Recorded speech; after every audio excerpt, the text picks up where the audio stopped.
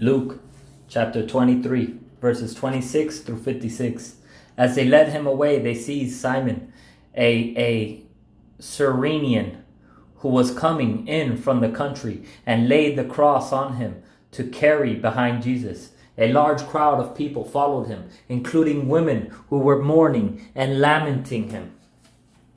But turning to them, Jesus said, "Daughters of Jerusalem, do not weep for me, but weep for yourselves and your children. Look, the days are coming when they will say, 'Blessed are the women without children, the wombs that never bore, and the breasts that never nursed.'" Isn't that what they say today with all these transgender and all this stuff? All these women that decide that they're men, and all these men that decide that they're women. Never will these women have a chance to have a baby in their womb or nurse a baby from their breasts. And these people are celebrating this, not realizing what it is that they're doing right now in these days. Then they will begin to say to the mountains, "Fall on us," and to the hills, "Cover us." For if they do these things when the wood is green, what will happen when it is dry? Two others, criminals, were also led away to be executed with him. When they arrived at the place called the Skull, they crucified him there along with the criminals, one on the right and one on the left.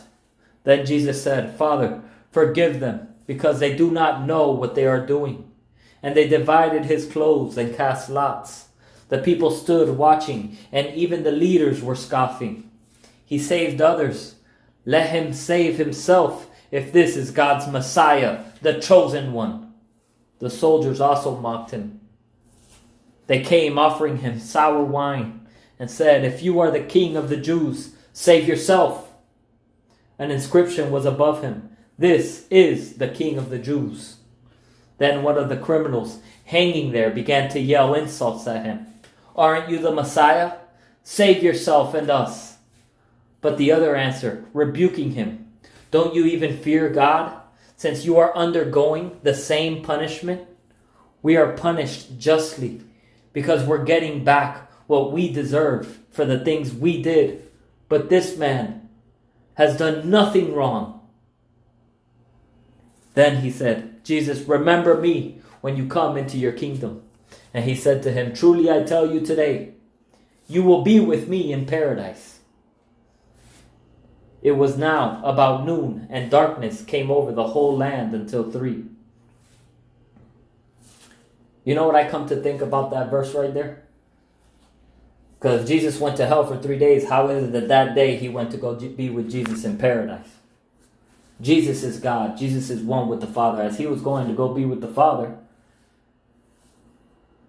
he was going to be in paradise with him. It was now about noon, and darkness came over the whole land until 3, because the sun's light failed. The curtain of the sanctuary was split down the middle, and Jesus called out with a loud voice, "Father, into your hands I entrust my spirit." Saying this, he breathed his last. When the centurion saw what happened, he began to glorify God, saying, "This man really was righteous."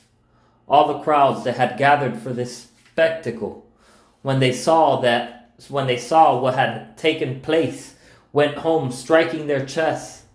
But all who knew him, including the women who had followed him from Galilee, stood at a distance watching these things. There was a good and righteous man named Joseph, a member of the Sanhedrin, who had not agreed with their plan and action. He was from Arimathea in a Judean town, and was looking forward to the kingdom of God. He approached Pilate and asked for Jesus' body. Taking it down, he wrapped it in fine linen, and placed it in a tomb cut into the rock, where no one had ever been placed. It was the preparation day, and the Sabbath was about to begin. The woman who had come with him from Galilee followed along and observed the tomb and how his body was placed.